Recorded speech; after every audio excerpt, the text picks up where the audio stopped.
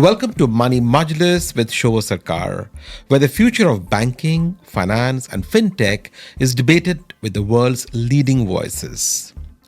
Today's episode is special. Special because Brett King returns to the show fresh off organizing the first ever Dubai Futurists X Summit.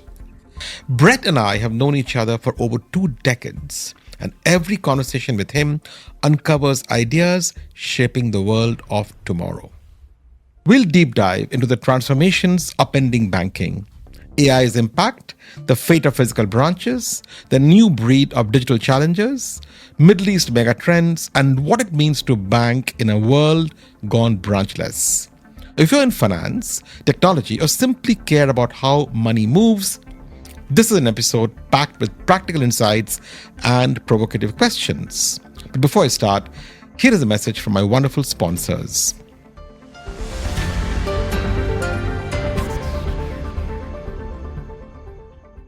Money Majlis is proudly supported by Aqua Now, the premier crypto-as-a-service provider, now building in partnership with the top financial institutions in the Middle East. Discover more at aquanow.com. Money Majlis is brought to you by E&, a global technology group. Money Majlis is brought to you by Intellect Design Arena, driving digital adoption in banking and insurance. Money Majlis is brought to you by Live Digital Bank, powered by Emirates NBD. Trust and innovation combined. Money Majlis is brought to you by Network International, the leading digital payments technology company in the Middle East and Africa.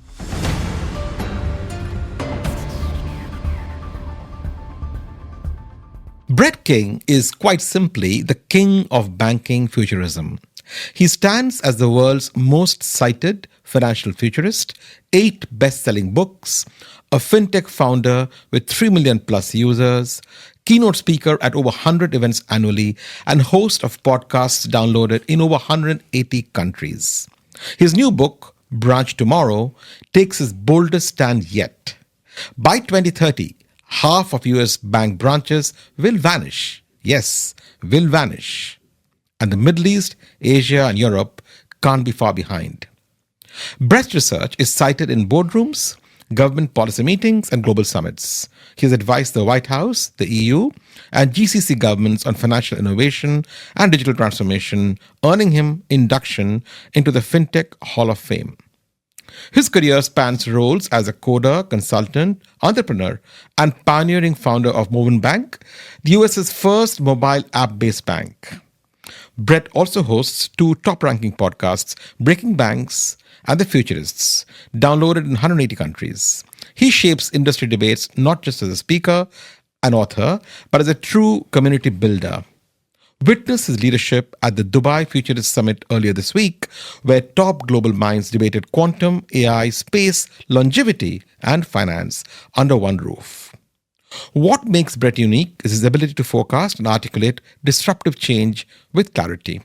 His latest work draws on fresh global data, including the halving of US branch networks by 2030 and new benchmarks for digital banking adoption in China, Brazil, and closer home in the GCC.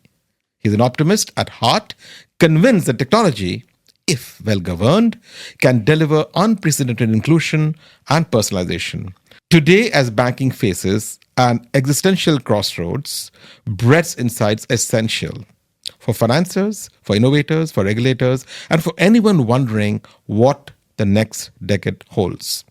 Brett, welcome back to Money Majlis Season 2. You were there on Season 1. It's a pleasure and a privilege to have you back. It's an honor, my friend. It's always good for us to hang out together and get into the weeds, right? Absolutely. Absolutely. Brett, earlier this week actually, was special. The Dubai Futurists Summit, the inaugural summit, tackled AI, quantum computing, and post-branch banking, if I can call it that. In your mind, what was the most controversial debate and what stats from the summit surprised you most? Good question. I think there was very healthy debate over the future of economies globally and what the nature of economies would look like, whether capitalism can survive, whether command and control economies are going to have significant advantages over classical democratic economies. There's obviously the US-China debate in there, which is a sensitive one, but that was where there was ongoing contention. There's not always convergence amongst the opinions of the futurists we had, and we had 34 of the world's top futurists there. So amazing. It was just phenomenal. The thing that I was pleasantly surprised by was we were aiming for about 400 participants in the event. Yep. We had over 1,300 registrations and over 1,000 attendees at the event, so it exceeded all expectations. And we had 40 media outlets there. We had over 400 CEOs register for the event. It really did perform wonderfully in terms of our expectations. But here's the real thing I took away from this. We spent a year trying to curate some of the best thinkers in the world, and it made a big difference. Because you can often go to conferences in places like Dubai, and you try to fill panels with people that strategically are important for the country and things like that. But we had the best of the best flying in from all over the world, so every single panel could have been the best panel at another conference traditionally, and yet. And this is one thing you don't see in Dubai. People stayed till the very last session of the event, and you just don't generally see that. People come for the big stars at the opening. We had Brian Cox on day one, Professor Brian Cox, the experimental astrophysicist, and then we had Commander Scott Kelly opening on day two. And of course, those sessions were always going to have big attendance. But then the fear was, well, then the room's going to be empty in the afternoon. That didn't happen, thankfully. We had full rooms all throughout the 2 days. I was there and I was surprised to see that, Brett. Yeah. So can we expect a 2026 version of the Futurist Summit? So Futurists X Summit is coming back to the GCC next year. It will be in Saudi. We think that's probably going to be in Q2. Yep. And then in Q4 for the UAE. So that's at the moment what we're working on. We have had phenomenal support from our partners at MasterCard, and of course this year Emirates MBD. MasterCard's very excited to join us for the next session. In fact, Rajamana, who's the chief marketing and communications officer for MasterCard, And a prior guest on this podcast. Yes, yep, absolutely, was a great participant at the event, and he wants to run potentially the summit in the US. So that's an exciting development. Amazing! You must be so pleased with that. Yeah, it's phenomenal. And the thing is, we just had a great time with it. You know? It was a lot of work. A huge amount of work, but I'm very, very happy with the result. I'm sure. And Brett, in the summit, you launched your new book, Branch Tomorrow, and I saw long queues of people waiting to get it signed by you. Yeah, we ran out. You ran out? Yeah. Thankfully, I've got my copy, which is good. And reading that, you predict in that book, Brett, that half of US branches will close by 2030, with 88,000 branches in 2008 and under 45,000 today. How do the economics break down for banks that hold on to branches versus those who go fully digital? Well, to understand why I made that forecast, and here's a bit of, let me teach you a little bit of futurist lingo here. We don't say predictions as futurists, we say forecasts, because it's super forecasting is one of the core disciplines of futurism. Correct. So, if you look at the trending data is already telling us that, based on the 2 to 4% decline each year, that's where the US branches will get to, less than half of their peak, which was in 2008, as you correctly pointed out. However, if you look at the holistic picture, which is really what the book is about, it shows that the economics of branching is collapsing around the world because of digital onboarding and digital engagement. The top 50 fastest growing financial institutions in the world are all digital acquirers of customers. So if you look at the mechanics of that, let's take WeBank in Shenzhen, China's fastest growing bank, also the largest digital bank in the world, 450 million plus customers. On average, they're acquiring a customer for $1 US. Nubank, the largest retail bank outside of Asia now, 120 million plus customers, obviously dominating in Latin America, the largest bank in Latin America, in fact, twice the size of their nearest competitor, Itaú. Customer acquisition cost of $5 to $7. Revolut, 20 euro approximately for acquisition in Europe, but they will be the largest retail bank sometime in the next few years. So there is a pattern here. Is that if you want growth at this time in banking, you must be a digital acquirer. You cannot compete with the economics of the branch. You can't compete at scale, and you can't compete on an operational cash basis.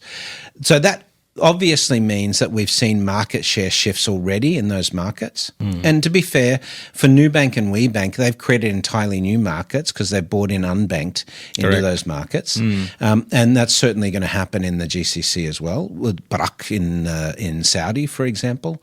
But the economics have fundamentally changed. You will not be able to have a global leading retail bank based on branch acquisition from this point forward. It's just not economically viable.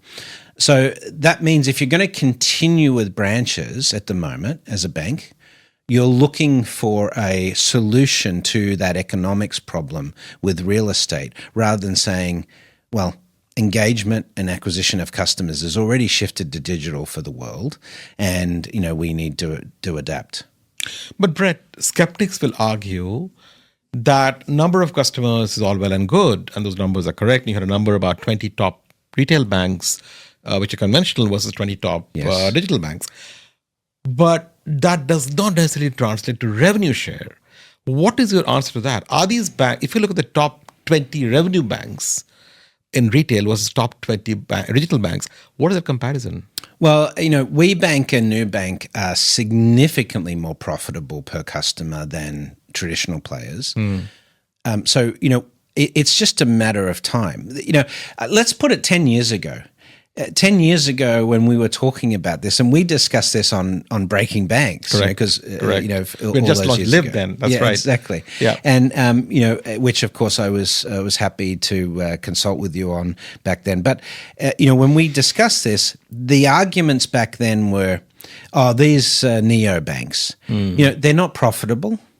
They're only growing so rapidly because they're so small right now. Once they get that size, it's going to be much more difficult for them to grow. They're never going to be as good at managing risk as traditional players, and they just don't have the asset size, right? They were the arguments 10 years ago. Well, the first three of those arguments have been blown out of the water, right? Nubank and WeBank are massively profitable. Yeah. They're the most operationally cash-efficient banks on the planet. So from a revenue conversion perspective, they've got significant advantages because of their tech stack and cultural agility. Yeah. They are still growing faster than any traditional bank in their market, and yet they are the largest banks in their respective markets, and they are consistently better at managing risk because risk is a data model problem. We've found that out since. Correct. So what's left is asset size. And what I say in this, when I'm speaking to boards about this, I will throw that back and say, all right, tell me, how is your asset size going to help you become an AI relevant bank? Because that's what happens next. And your technical agility, the technical agility that Nubank has, that WeBank has, gives them a significant advantage in becoming AI capable. Your asset size could actually be, correlated inversely with your ability to become competent as an AI bank because you want to protect those assets. Now, that means that it doesn't necessarily mean that Nubank's going to capture all of those assets.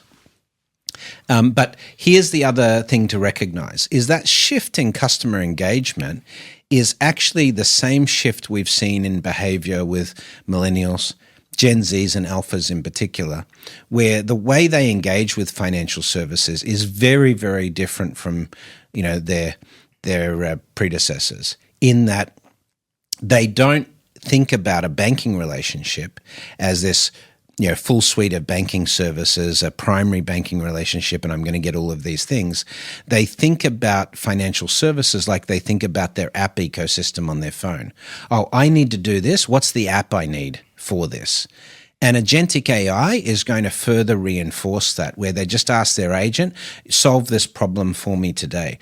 So it's very, very difficult in that environment to build asset size and build loyalty because it can move very, very quickly. Brett, you're right, and I quote, every dollar invested in branches is a dollar not invested in customer-facing tech, unquote. Can you, from your experience, share recent examples of banks that suffered this strategic misallocation? Well, it's interesting. I was working with Fifth Third Bank in the US, many years ago as an advisor. So in 2012, I had the conversation with them and I said, you guys are going to have to rethink your branch strategy. And they were just like, we just don't see it. We just don't see it. That was 2012, right? 2016, I met with them again and they were like, you're absolutely right. We are not growing the bank based on the branches. We're behind digitally and, we've now got to accelerate that. Now, there are banks obviously that are still playing the branching game, like Chase in the US, most notably. We talk about that in the book. Yeah. But I'm convinced their branch strategy is more PR than it is actual dependence on branches. Chase has actually a very good digital product in the US, and their competency in markets like the EU now, where they've gone direct digital, is showing. Of course, having said that, Chase is paying about 5 times per customer digitally in the UK than Monzo pays. So you still have a cultural problem there. Even though they can build the tech, the culture of acquisition is sort of still, based on their sort of traditional approach, and that's a challenge. So I would point to some of those examples. But, the question I always get, and this is probably a question you even asked me some time ago is, all right, Brett, well, tell me, who is the best bank in the world that we should copy for this? And most bankers don't like my answer, which is you're asking the wrong question. You should be trying to copy Nubank and WeBank. It's not, DBS is a great bank. Piyush, he's retired now, but he built a phenomenal bank there and he did great work. Jamie Dimon's done phenomenally with Chase in terms of that, but they're spending $18 billion a year to digitize. It's not cheap. But even with that, neither of those banks are even in the same universe as Nubank and WeBank in terms of their capabilities. So that's your objective. Your objective is if you want to survive and thrive through this period, you want to become an AI relevant bank, you have to become technology and digital first. It's the only way. Tell me, just moving to another topic that's close to your heart, mobile wallets. Sure. Mobile wallets now handle 2x the volume of plastic cards globally. Yet 72% of channel budgets are still spent on branches. Why are bank boards ignoring these behavioral data? And what's the biggest risk that you run with this? Yeah, in terms of why they're ignoring the data, part of it is the fact that the executive team has grown up in that environment, and so they're sort of still fighting for that relevance. We see that in every industry disrupted by technology. We've seen it in retail, we've seen it in transportation, etc. So that's a fairly easy one to explain there. But I think if you sort of examine the challenges of becoming really digitally relevant, then it really starts with culture and that top-down culture. And if you go into a company like Nubank or in Revolut, the founders and the executive team, these guys are all, digital first, and there's no argument. Investors from the VCs are not going to support branch investment. It's not ever going to be on the table. So they don't have to fight or compete internally with where the budget allocation is going. But in the bank, you still have that argument about, well, the legacy customers, some customers are still using the branch. So you have to have that schizophrenic behavior, which is in some ways when we talked about the strategies for this, sort of doing a direct digital brand on the side like Live is a good strategy because you can drop that speedboat in the water and build that new culture there. But that's ultimately the cultural challenge you face in these in sort of the traditional plays. Let me ask you a sensitive question. You've called the branch-centric model, quote, a relic from Florence's Medici era. By the way, I just returned from a lovely holiday in Florence. So my question to you is, are we risking exclusion of seniors? Are we risking exclusion of rural populations if we let branches die? Is that a real concern? Well, in the book, we actually talk about that. And in the, I think it's Calabrese region. I'm not sure. I'd have to check the book again. But there is actually the decline in branching in Italy and parts of Italy has resulted in financial exclusionary issues, right? Yeah. So for older customers, that's definitely an issue. That then raises the question, and we're going to see this more and more around the world. The UK, this is a very sensitive political issue because branches, we estimate by 2030 will be down to about 2,000 branches in the UK. Right? I mean, it's a minuscule amount compared to their population. But that's because banks can't afford to keep branches open. So can you force banks to keep branches open? Well, that's what the US currently does with the CRA, the Community Reinvestment Act. If you're the last branch in a town, you have to keep it open. Yeah. And, in the UK and Australia, they have a post office branching model, right? So, we'll move the branches into these rural post offices because that's infrastructure that's there provided by the government. Here's the problem. We're treating branches in this respect as core social infrastructure. Correct. But you can't expect corporations listed on the stock market to provide social infrastructure. And that's not compatible with the way markets measure, corporate performance.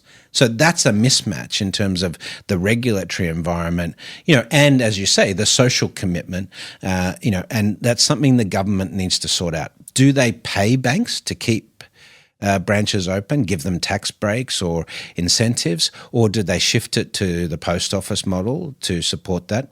But I'll give you another perspective, which is another quote from the book, which is from Henry Ma, who's the CIO of WeBank. And this is even more sort of a more interesting take on this, given AI. He said, for any time you have to see a human in a banking situation, that's evidence of a design failure of your bank. Right? And that's a really interesting perspective to take. Yeah. Because if you are thinking about banking in the digital world, the reality is there's no reason for you to have to go to a branch or see a human in today's banking. And because if that was a requirement, then Nubank, WeBank, Revolut, Monzo, Barak, and so forth, they wouldn't be able to exist. Therefore, having to see a human because some process broke down is effectively a design failure. And that's the, you're still going to have segments that are used to using the branches. Yep. The question is, what's the economic incentive for the bank and for governments at large to keep that going? I think we have to figure out that there is a transition period. It is going to be sort of a generational shift. But governments have to incentivize that social infrastructure. We can't expect for-profit corporations to do that. But you think in that transition, it is possible to see shared branch premises? We're seeing that in the UK. Sure. Mondays, which is BC, Tuesdays, NatWest, Wednesdays, Barclays. The same branch converts to a different brand every day of the week. You think that's a model that can work for some time? You will remember in Bank 2.0, right, which was written in 2009, came out in 2010, we proposed that where we had digital signage, and when a customer approached based on either facial recognition or putting your card in the ATM, that the ATM branding would change to the bank. So we proposed that 15 years ago as a potential solution to digitization. I think shared costs is definitely, and shared branching infrastructure is definitely one of the solutions to that. So going back to the statistic that you quoted just now and earlier in the Futurist conference, the top 20 fintechs have 3.8 billion users. I'm hoping you get the numbers right. So it's gone up. So today the top 20 retail fintechs have 4.1 billion users, and the top 20 retail banks are at 2.7. Oh, so one has gone down, one has gone up. Yeah. Okay. And if you look at the growth over the last 5 years, the growth from the fintechs in 5 years has been 211% customer growth, and it's been 3.5% for traditional banks. So the reality is it's not even close. Fintechs have won. When it comes to retail, fintechs have already won. But tell me, on that point, we always thought that the customer trust advantage was had by the banks with physical presence. Yeah. Is that gone forever? Yeah. So here's what's changed in terms of trust metrics is the reason we used to trust banks in the past, you'd argue, well, that's they had the banking license. They were on every high street corner, so you could see them. I could touch and feel them. Yes. Yep. And so you could trust that you could put the money in there and it would be safe. Today, because digitization is such a key part of our life, particularly for the younger generation, they don't trust you if you have a physical presence. They trust your utility. They trust that if I'm going to send you money, that the money goes straight away. That I'm at the phone and I send my friend $50 and he goes, oh yeah, I got the $50. For them, that utility is what represents trust in the new economy. And so the physical location is not a factor for them. Having a banking license, they assume you must have the correct licenses in order to be able to operate. So then it comes down to, does it work every single time the way I need it to work? And that's the new trust, foundation of trust. But let me ask you, China has 70 dark factories, right? Factories without any people, zero staff, fully automated. Is it not possible for banks to think of dark branches where there are no staff, to your point, entirely digital, entirely machine run, but people still come in and touch and feel and walk into a branch? Is that going to be a midway or never? But you're describing, in terms of utility, you're describing a smartphone. Yep. So why do you need to go to a physical location to get that same utility? That's the key problem that branching has today, is that what can you do in a branch that you can only do in a branch that you can't do on your phone? And today maybe there are a few instances of that, complex product interactions, talking about portfolio management, things like that. But AI is going to close that gap very, very quickly. Therefore, the physical location itself is just not significantly important in terms of delivery of utility. Amazing. This is a good time for me to thank Brett King for joining my giving movement on Money Majlis. Brett is donating his $2,000 Money Majlis gift card to Jaipur Foot. Thank you, Brett. As a listener, you too can join my giving movement by just visiting my website, moneymajlis.com, and choosing one of the 6 charities that I support. With just one click, you can direct $50 from my generous sponsors to someone who needs help somewhere. Thank you. Here's a short commercial break, and I'll see you on the other side. The financial world is changing fast. Institutions need to meet the growing client demand for crypto financial services, but they need a battle-tested platform to build upon. AquaNow is a leading crypto financial services platform, powering incumbent institutions to launch crypto brokerage, payments, and remittance services for their clients, securely and at scale. Be part of the transformation. Visit aquanow.com today.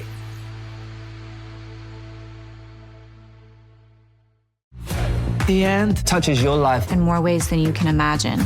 You want more tech, more speed, more convenience, more entertainment, more business solutions. E&, gives you all that and so much more. E&, go for more.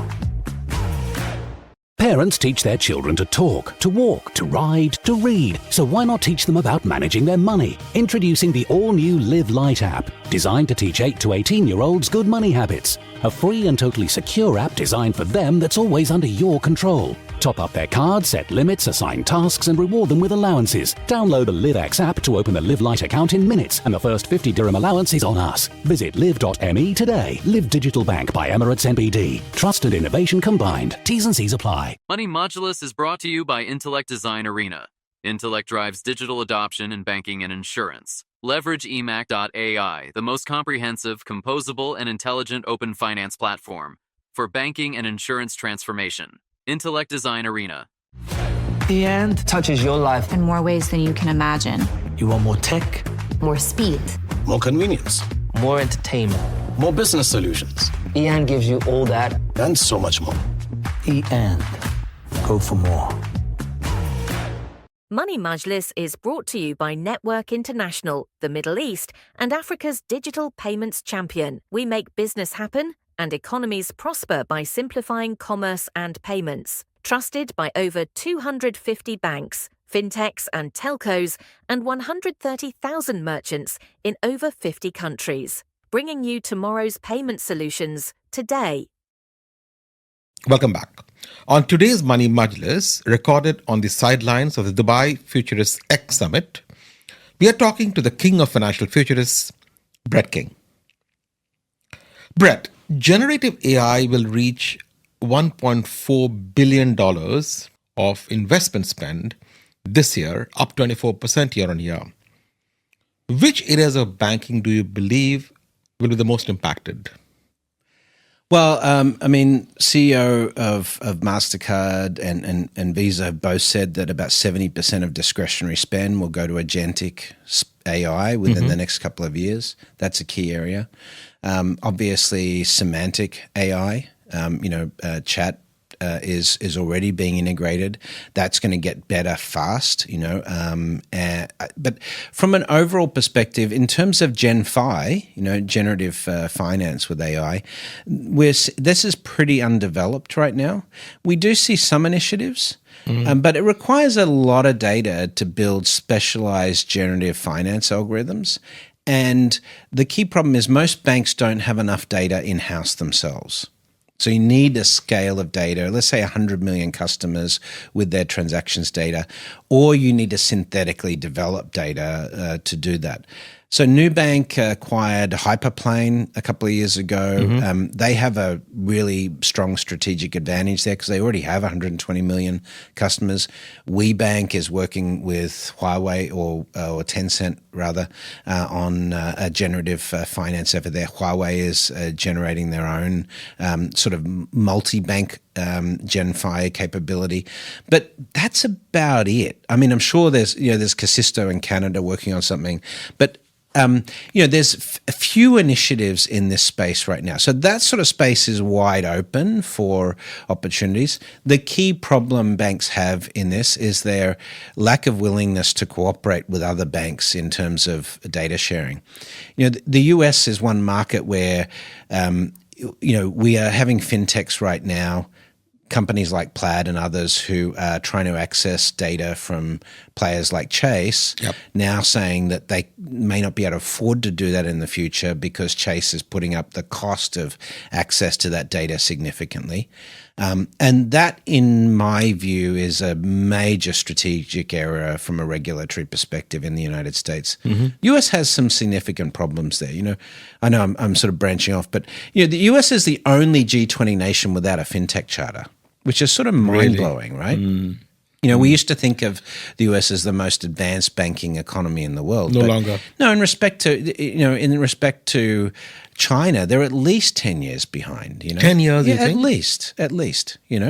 Not just from a regulatory perspective, real-time payments rails. FedNow has about, last I checked, about 14% adoption.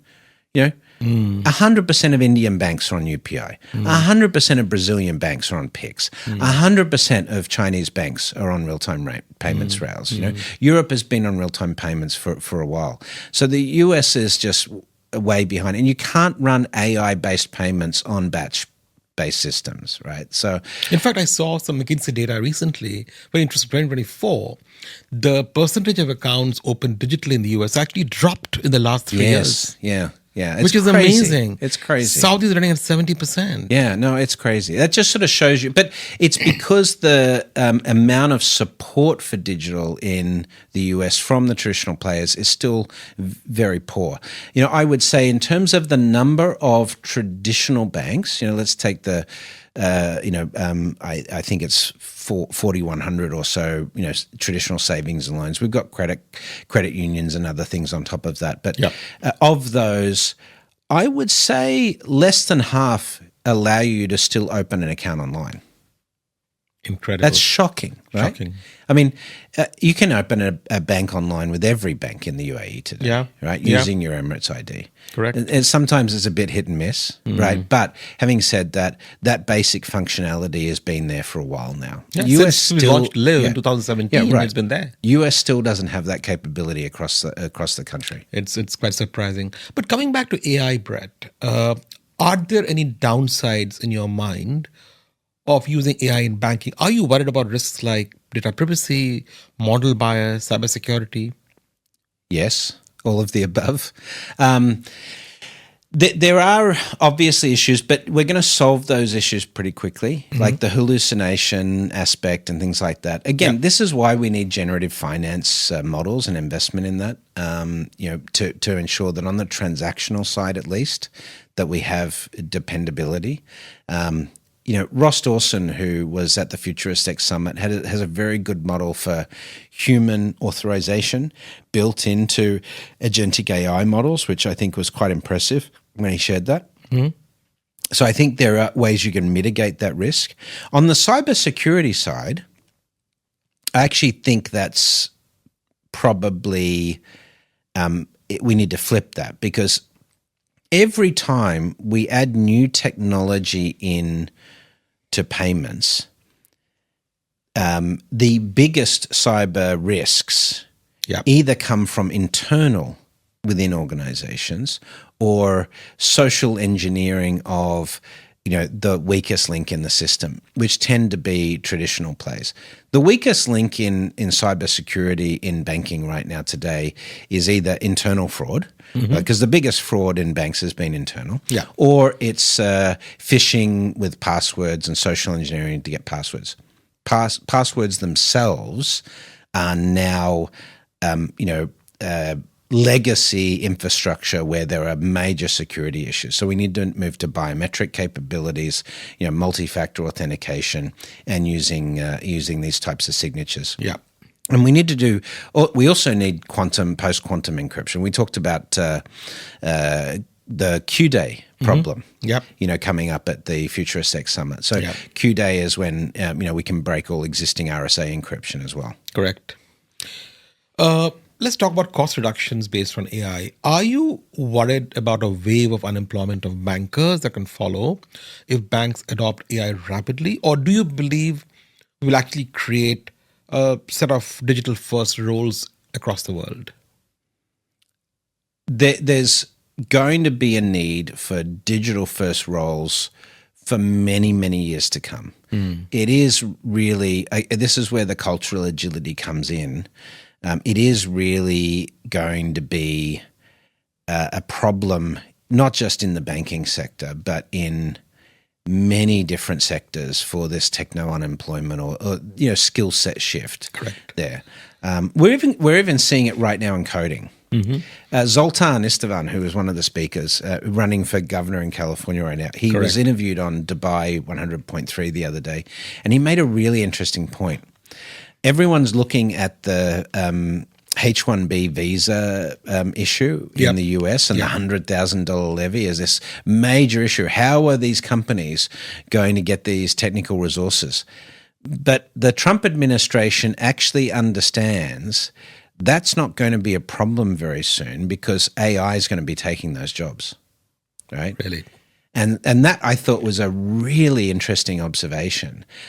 So there may be some contention and optics on this 100K price tag they put on a H-1B visa.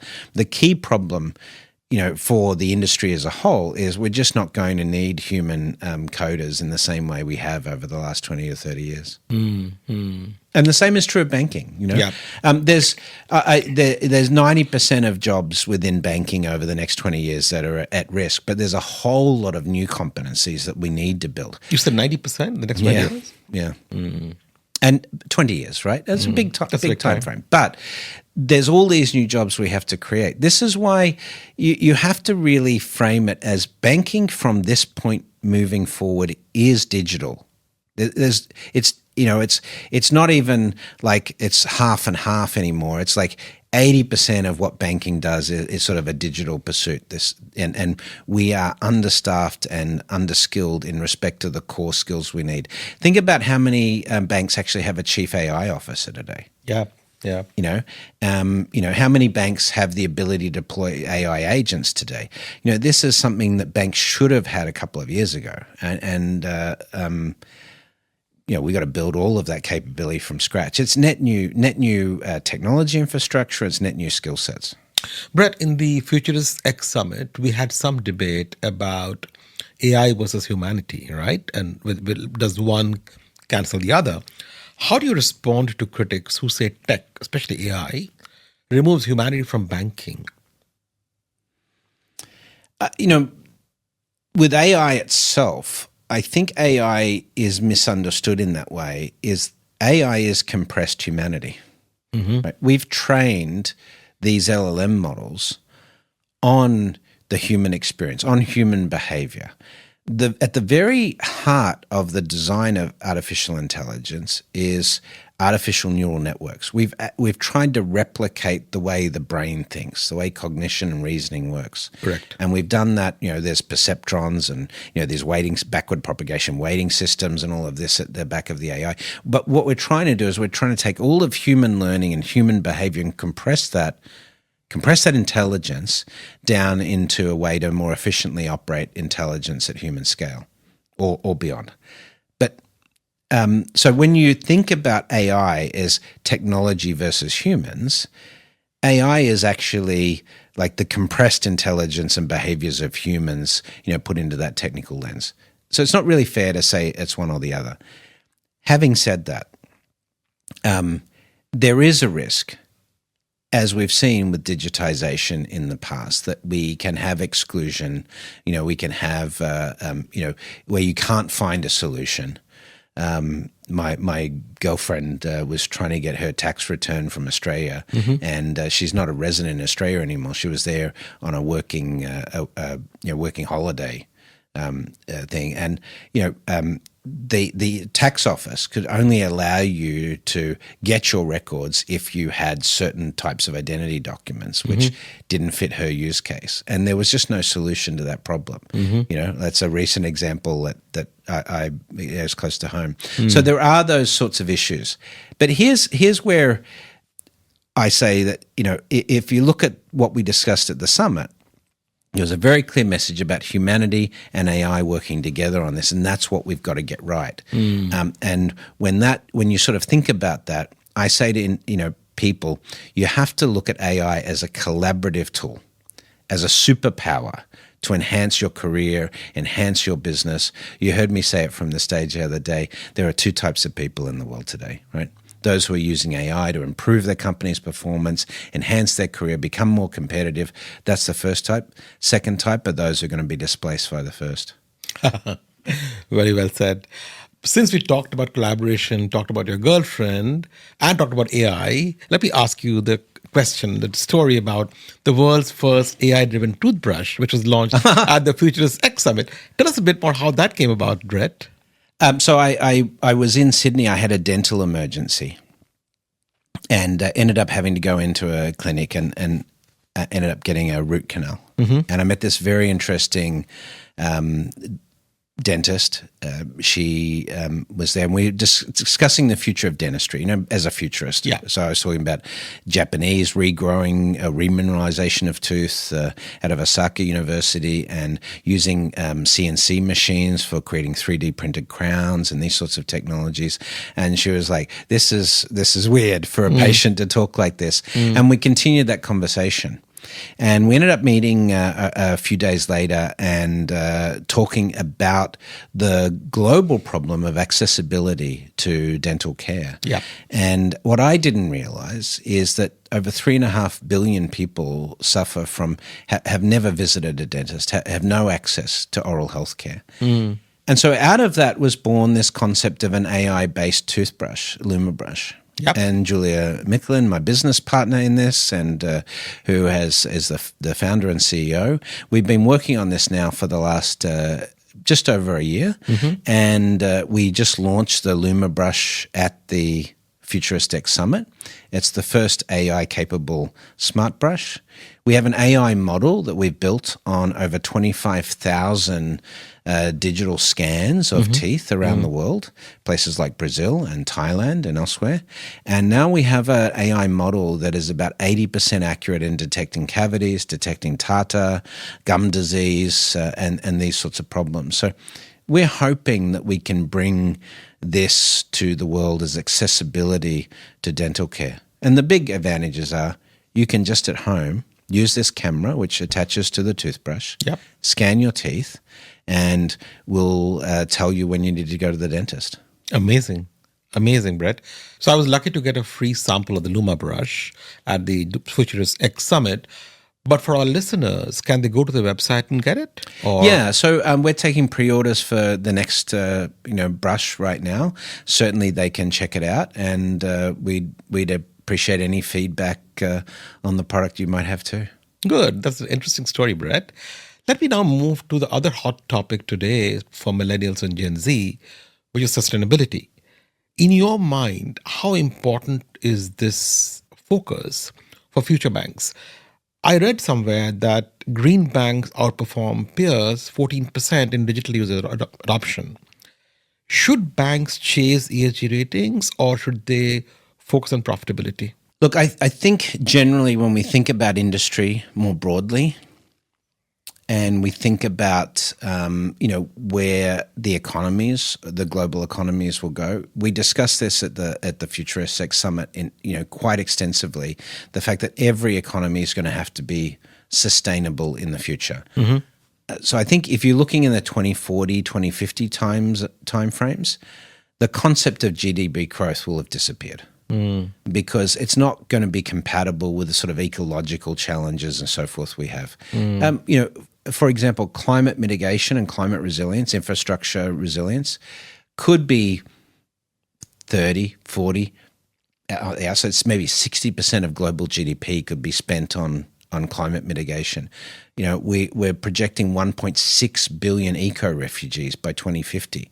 If you think about the immigration problem today, when we're talking about the US is in such a panic over immigration because 2 million immigrants came over the southern border during the Biden administration, reportedly. Correct. Right?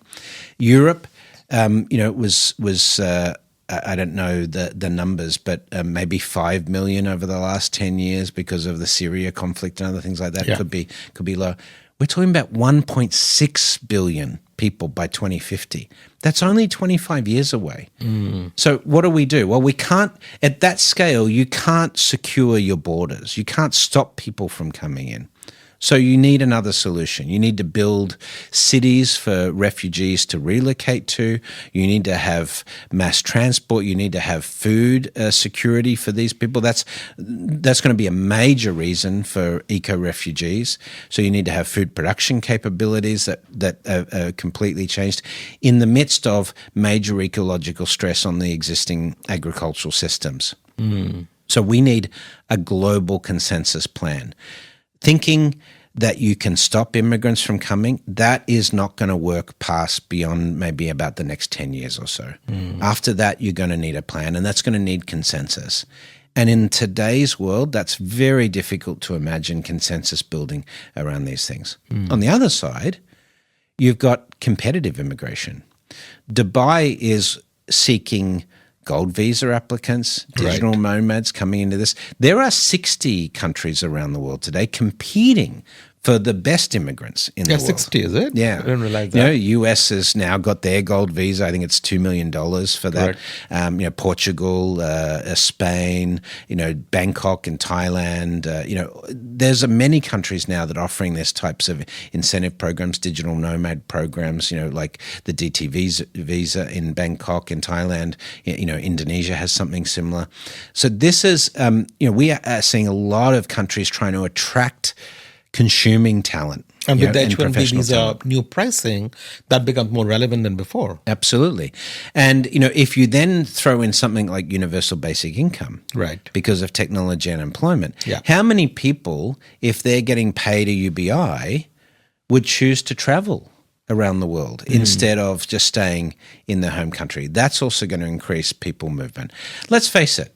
For 99.9% of human history, we've been migratory creatures. It is in our very nature. Correct. So you can't stop that, but we have to understand how those people flows are going to impact the world's economy and geopolitical stability over the next 30, 40 years. Absolutely.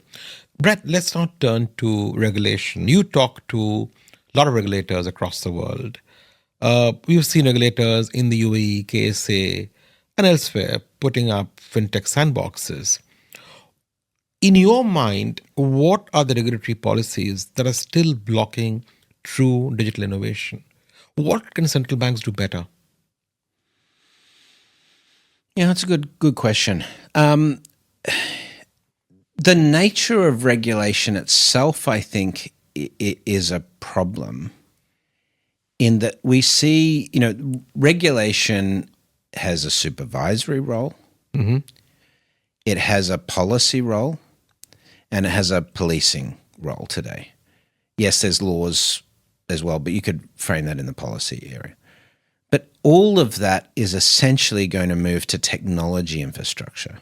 So that's the key issue right now, is that we're trying to fit technology, policy and regulation and supervisory capabilities, and we're trying to supervise technology that's being deployed. But ultimately, the regulators themselves need to become technology infrastructure.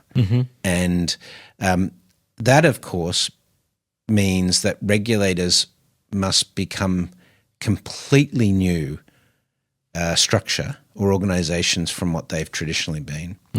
The laws go to code. Supervisory is a coding function. Yeah. Let's think about AML.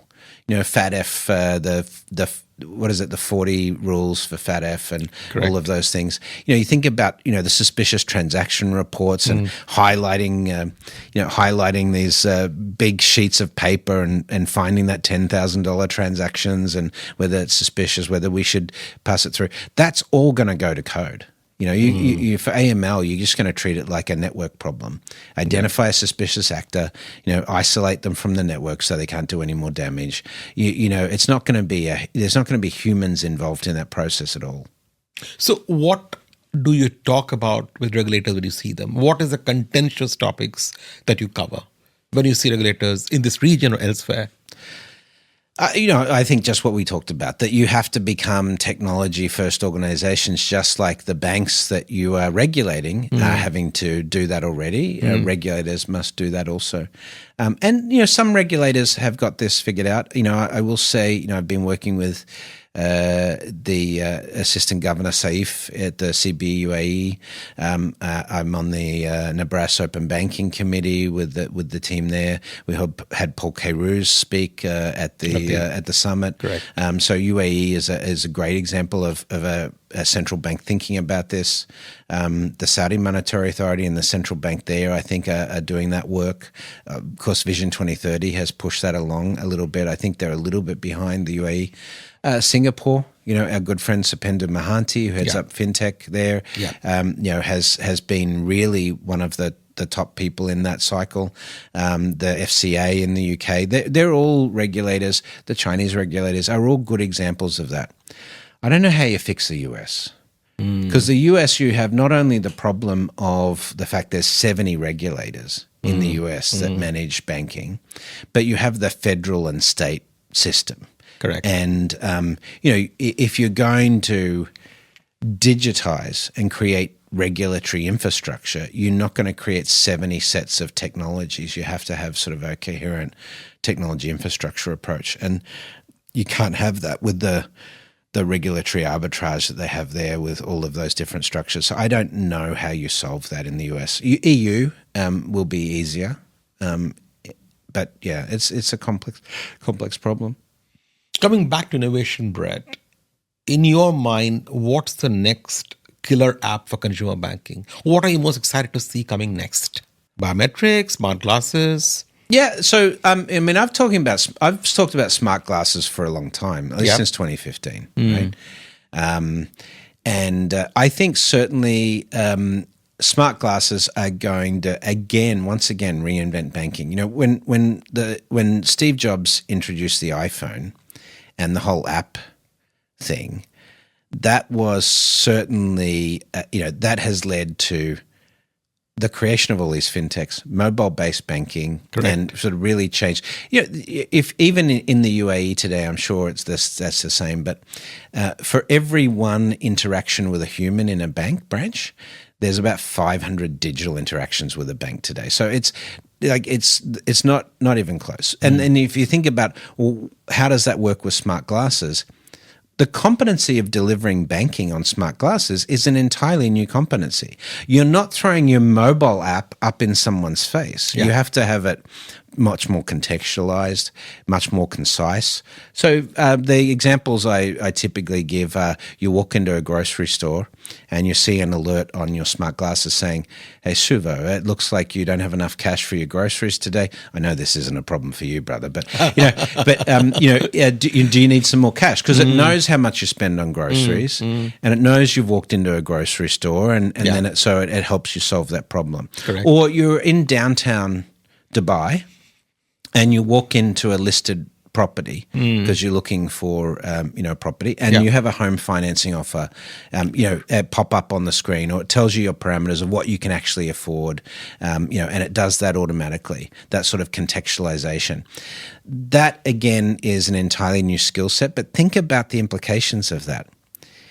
If you are not being able to serve up a home financing offer in a head-up display on a smart glasses in just 5 years' time, and you're still waiting for someone to come to the bank and sign a mortgage paper, you're not in the mortgage business anymore. True. Right? True. But again, this is not building apps. This is an entirely new technical competency. So, yeah, I would definitely say smart glasses is something that I'm very excited to see, because it's just like mobile banking was. It's a completely new way to think about delivery of banking utility in contextual experiences. Excellent. There's a good segue for me to move to my rapid fire questions, Brett.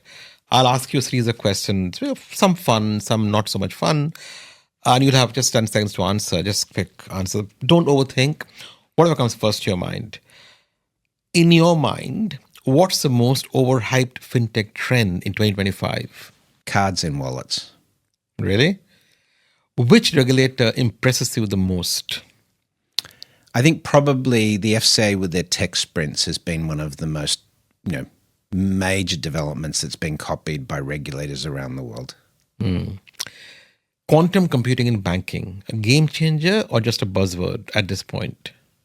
Fundamental requirement for the safety of banking moving forward. If you're not on a quantum stack, your banking will not be secure in 5 years. Your most memorable moment from the Futurists X Summit? On stage, interviewing Scott Kelly, the commander from NASA, who flew a space shuttle and spent a year in space. As a space geek, that was a pinch me moment for sure. Amazing. The last prediction, Brett, that you made that turned out to be wrong? That's a good one. In Bank 2.0, I predicted by 2018 that we would have phased out paper checks. That hasn't happened yet. Yeah, not quite.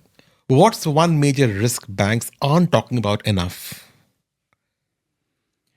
The fact they're just not relevant anymore in terms of how people select their banking partners. The most inspiring digital innovation in the last 1 year, banking or otherwise? The Luma brush, of course. LumaBrush is definitely up there. But I think probably, the one that I'm very, very interested in, most people don't realize we're on the cusp of curing cancer. And it actually has been because of mRNA technology, which underpinned obviously the COVID vaccines, but mRNA tech, which we're getting very, very close to curing many types of cancer. It's very exciting. Amazing. And finally, Brett, your best advice to bankers over 40. What do they do to prepare for this new world? Use AI every day and get your teams using AI. Educate yourself as quickly as possible. Brett, thank you for your candor, your friendship, of course, and for always challenging us. Thanks again for having a chat with me. I always love our discussions, and it's great to see you having such success with the podcast. And we'll see you back in Dubai soon. As we say at the Futurists X Summit, we'll see you in the future. Absolutely. Money Majlis is proudly supported by Aqua Now, the premier crypto-as-a-service provider, now building in partnership with the top financial institutions in the Middle East. Discover more at aquanow.com. Money Majlis is brought to you by E&, a global technology group. Money Majlis is brought to you by Intellect Design Arena, driving digital adoption in banking and insurance. Money Majlis is brought to you by Live Digital Bank, powered by Emirates NBD. Trust and innovation combined. Money Majlis is brought to you by Network International, the leading digital payments technology company in the Middle East and Africa. On that note, this brings us to the end of this episode, this wonderful episode with my friend Brett King. Money Majlis is conceived and scripted by me, Suvo Sarkar. It's produced by Sabine Achkar and distributed globally by Hani Mohammed, both from Podster, UAE. All profits go to charities, and my giving partner is Good World. You can view all past episodes and join my giving movement on moneymajlis.com. Till next time, goodbye. Stay curious, stay well, and do good.